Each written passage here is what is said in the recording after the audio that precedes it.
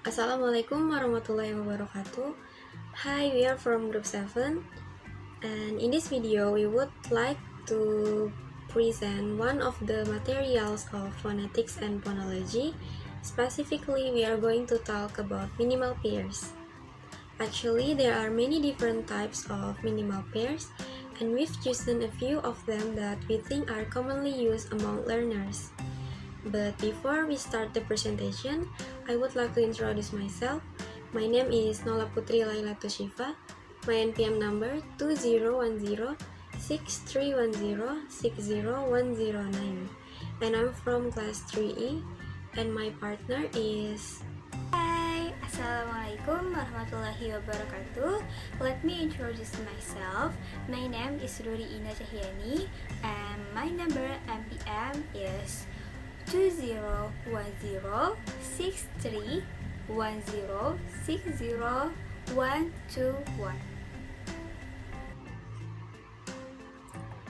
Alright, so I will be the one who deliver the material first. Pronunciation is the matter of how to produce words through sound. Therefore, pronunciation plays an important role in learning a foreign language. Many people still have difficulties in learning pronunciation. One of them because of the pronunciation of words with similar sound.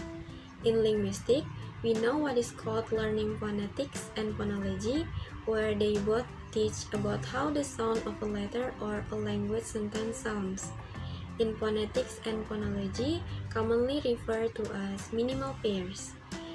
Minimal pairs is viewed as a technique to distinguish English sound in the words that have quite similar sound but indeed have been different meaning. These minimal pairs help us in distinguishing the sound of one language from another. And minimal pairs is a great way to practice pronunciation. In this lesson, we will talk about what minimal pairs are, how we use them, and then practice with some confusing sounds. And practicing with minimal pairs is an excellent way to improve your speaking fluency so that you can communicate clearly and effectively. So, the first question that you may have right now is, what are minimal pairs?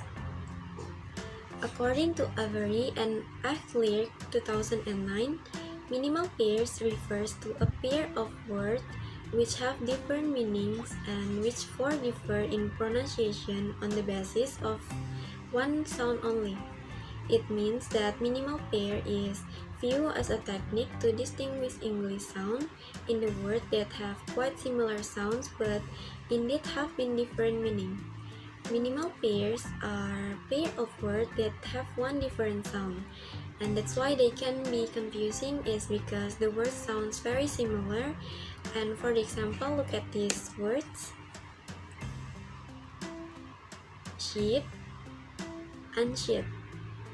Sheep has that long E sound, and then the word sheep, which have that short I sound. Actually, the only difference is that the vowel sound that's in the middle there. When we say the words individually, I think many learners can tell the difference. But the problem is when we're communicating, when we're speaking, when we're having a conversation, we don't really just say one word. We're speaking about a topic and we're speaking in a full sentences. And when you use some of these words in a full sentence, that words can be more confusing. So it's always good to understand what the difference is and also practice that difference. Next, the important in teaching pronunciation. Minimal pairs drill hopefully can help students in differentiating and pronouncing words that have similar sound and practicing their accuracy and fluency in reading aloud as well as oral ability. The minimal pairs approach is suitable for children with mild or moderate speech sound disorders, with one or two phonological processes that are no longer age appropriate. It can also be used with people who are looking to modify their accent Next, there are the kind of minimal pairs. The first one is minimal pairs of vowels.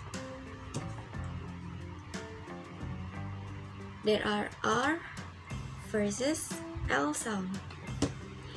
So if you want to make an R sound, your tongue must be up and toward the back of the mouth. And for the L sound, your tongue is curled up and placed on the right behind your teeth. For example, right, light, collect, correct, cloud, crowd, royal, loyal. Okay, so let's try with these practice sentences. We need to take a right at the next light. The officer needs to collect the correct information. I see a very beautiful cloud in the crowd.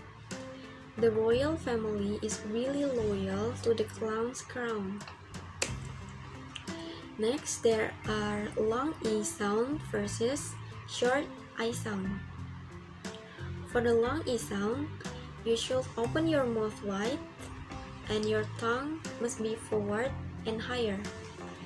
And for the short I sound, your lips should be relaxed and tongue in the central area of your mouth. And here are some practice sentences. Eat, eat, deep, dip, sleek, sleek. And let's try with some sentences. Are you going to eat it? I just want to take a deep dip in the pool. He has a sleek bed and a sleek pajamas that help him sleep right to sleep. Okay, so that's quite difficult, right? Alright, so for the next material will be delivered by Ruri, Indah, Cahyani. Ruri, the time is yours. Okay, now I'd like to continue the presentation from Nola. Previously, Nola has explained about what the definition of minimal pairs, how the important minimal pairs in teaching pronunciation, and last, she explained about minimal pairs of vowels. 2. Minimal pairs of consonant. B versus P. B sounds, voice sound is lips closed, stopping air, and sound is aspirated. P sounds, voiceless sound is lips closed, stopping air, and sound is aspirated. Example word: pear, beer, peer, beer, pick, big, pull, bull, rope, robe. Let's try again, okay? Okay, next we will try practice sentences. One is, there is a pair of bears behind the tree. Okay, repeat again. There is a pair of bears behind the tree. And two is, let's go have a beer out on the pier. Okay, repeat again. Let's go have a beer out on the pier. And the last is, a big pig wearing a rope pull a bull with a rope. Okay, the next material is how to produce and to pronounce English fricatives. One way to overcome students is difficult in pronouncing English fricative is minimal pairs. when two different forms are identical in every way except for one segment that occurs in the same place in the string. The two words are called minimal pairs, two words which differ in meaning when only one sound is changed are referred to as a minimal pairs. Pen versus bin, coat versus cut. This gives clearly to pronounce the different sounds from each other.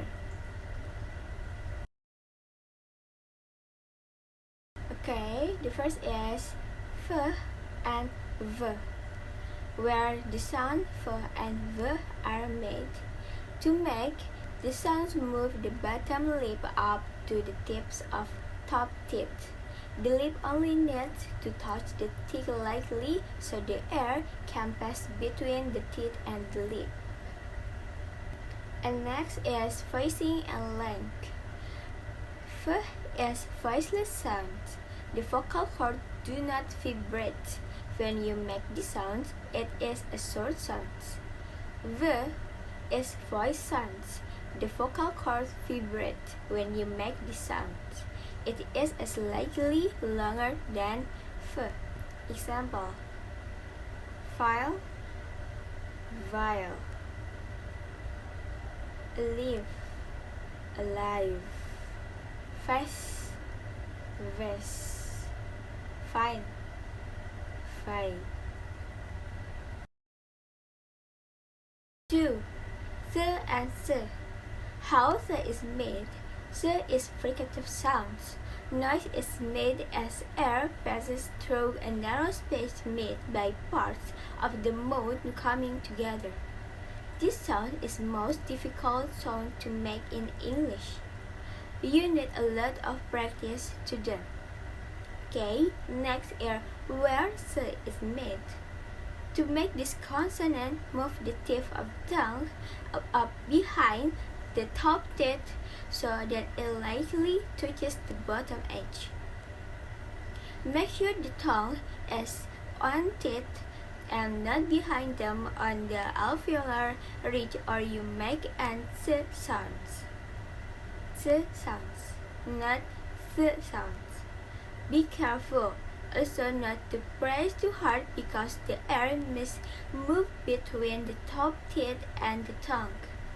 If you find this sound very difficult to make, try putting your tongue tip between the top and bottom teeth to practice the sound. Th, th. Okay, voicing and length. Th. Th is voiceless sound, that is, the vocal cord do not vibrate. When you make this sound, it is a short sound. How th is made. Th is fricative sounds. Noise is made as air passes through a narrow space made by parts of the mouth coming together. Where th is made. To make the sounds, move the tip and the front of tongue up so they lightly touch the alveolar ridge just behind the teeth. Be careful that the tongue is not on the teeth, but just behind them. Voicing and length. There is a voiceless sound. The vocal cords do not move when you make the sound. It is a short sound. Okay, example: tick, sick, tie, sigh, moat, mouse, pet, pass, think, sing, sit, sis. Alright, so the third type, there are s and z sound. How and where is made, it can see in the second example before, and the z is similar to s in making the sound, and it is produced by the same organs of speech. It is, however, different from its voicing and length. The s sound is voiceless sound. The vocal cords do not move when you make this sound. It is a short sound. And the z is voiced sound. The vocal cords move to make this sound. It is a little bit longer than the s sound. For example, the s sound first, sit, sat, bus, su, and price. And for the z example, there are zip, zat, buzz, zoo, and prize. Next, move to the fourth one.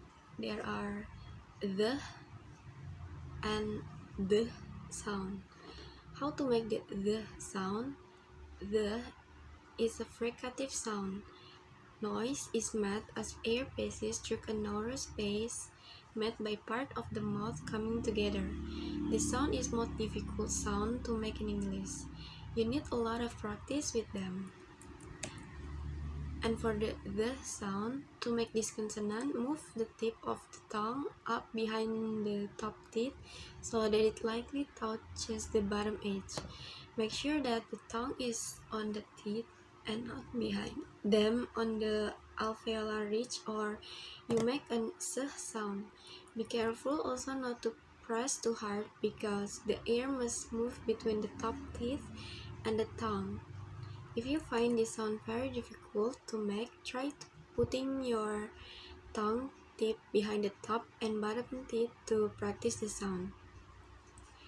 When you can do it that way, try moving your tongue back behind the teeth to make the sound. Voicing and length. The is voice sound.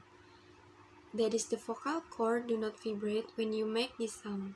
It is a slightly longer sound than the t sound. And how to make the is sound? This sound is stop. The air coming from lungs and stop for a short time and let out explosively.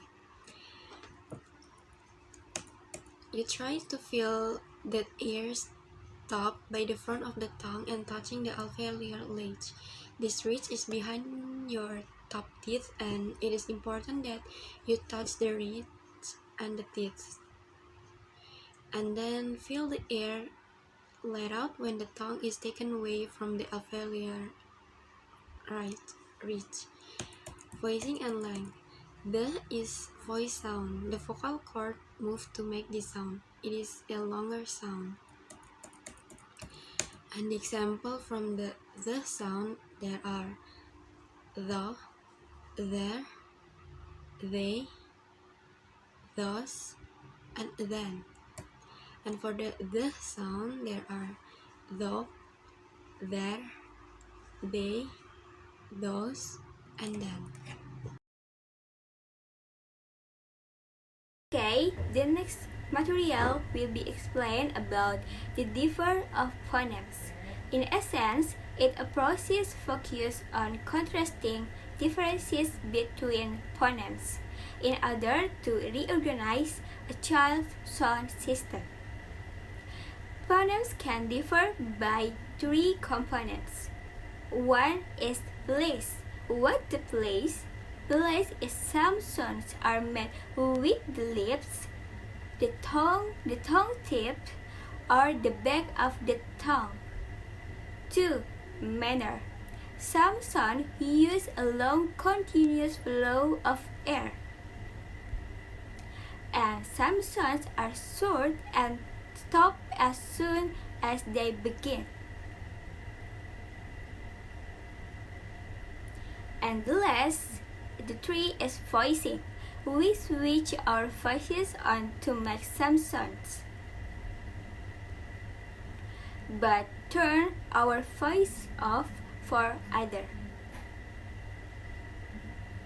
In the case of a minimal pair, the two words differ by a single phoneme and by 1 or 2 features across place and manner of articulation and voicing. For example, let's look at the pair cap and tap. These two words are identical in terms of the vowels and final consonant They only differ by the initial phoneme. And this involves a small difference in place of production, velar versus alveolar.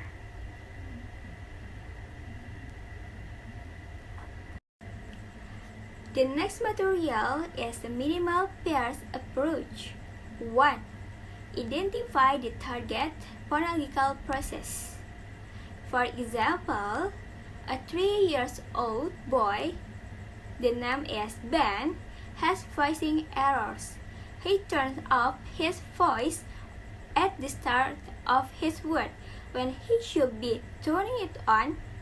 He says pig instead of big. In this case, we want Ben to say B. We call this the target. Okay, you understand? The Ben is the target because he confused two different between pig and big. Okay, the next is 2. Before the season, select 3 between 5 and 5 minimal pairs of words. The contrast the paired phonemes. According to research, only 3 to 5 word pairs are needed to make permanent change in a child phonological system. In Ben's case, we can choose pig, big, pie, buy, pork, bark, peg, bag, p, b. Okay, the 3 introduce the minimal pair words to the child by showing the picture of the pairs and naming them aloud. We want to make sure Ben knows the vocabulary. This is sometimes tricky when contrasting songs with few words option. Okay, or have the child point to the word you name. This gives us an idea whether the child can hear the difference between the two contrasting phonemes, P versus B. This is sometimes called auditory discrimination. And 5. Know, reverse the rules and help the child name the words. 6. When the child uses the wrong sounds, pick for the target pick up the picture that the child named and not the one intended. For example, when Ben points to the picture called big but says pig, pick up the picture of the pig. Okay, remember. And 7 is give the child feedback to signal he or she has made a mistake. Give she or he a signal. Okay. In Ben's case, I might say, "Oh, do you mean peg or big? I'm not sure what you mean. Tell me again." This is a teaching moment where Ben learns he needs to say the word differently for others to understand him. Okay, try to understand him. 8. Work with the child till he or she gets it right about 60% of the time. And last, the 9 is move onto the other paired words, one set at a time, a sentence level. You can use career phrases at this stage, like I love blank. My favorite color is blank, and etc. Okay, the next material is minimal pairs therapy activities. 1. If child is reading or has good phonological awareness skills, discuss the letter sound correspondences of the targeted contrasting phoneme first. 2. Play a sorting game. In this activity, you will have to cut the pairs in half. Have the child sort the F words into one pile, the teach word into another pile. Add some fun to this game by sorting into fun container or pretending the cards are eaten by a puppet. If your child is savvy enough to cheat by looking at the printed words or the cards, hide the text when they are performing the sorting text. Okay? And the 3 is auditory bombardment. Have the child put on his or her listening ears, then read all the F word to the child, next read all the teach word. Finally, read the contrasting pair slightly emphasizing the contrasting phoneme. 4. Listen and point game auditory discrimination. Again, have your child put on his or her listening ears. Place one contrasting pair set in front of the child. Hide your face behind a piece of paper and say one of the words. The child must point to the word you produce. To make this activity a little harder, use the word with a carried phrase. Like, I see a blank, I like the blank, etc. Okay, next, memory game. Cut pairs in half. Shuffle the cards and lie in grid face down. Play memory using the contrasting pairs and two halves of a match. And next, matching game. Cut pairs in half too. Okay? Shuffle the cards and have the child sort and match the contrasting pairs. Okay? The 8 is production practice. Practice, practice, and practice. Remember, okay? Practice.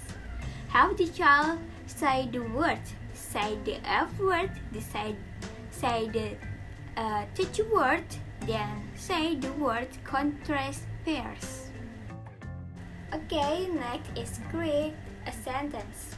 Cut pairs in half, shuffle the cards and draw 2 to 3 cards. Make up sentences using those cards and have the child repeat the sentence.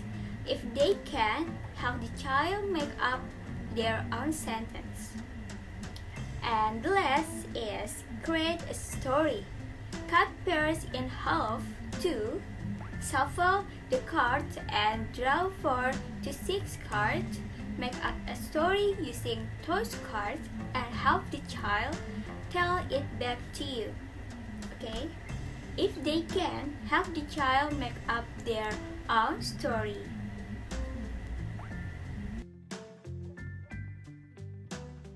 So, from the previous description, it can be concluded that the minimal pairs is very, very important to learn. Because by learning about minimal pairs, it can help us in differentiating and pronouncing words that have similar and practicing their accuracy and fluency. And also, by learning and practicing minimal pairs, it can help us to overcome our difficulty in pronunciation of English sound.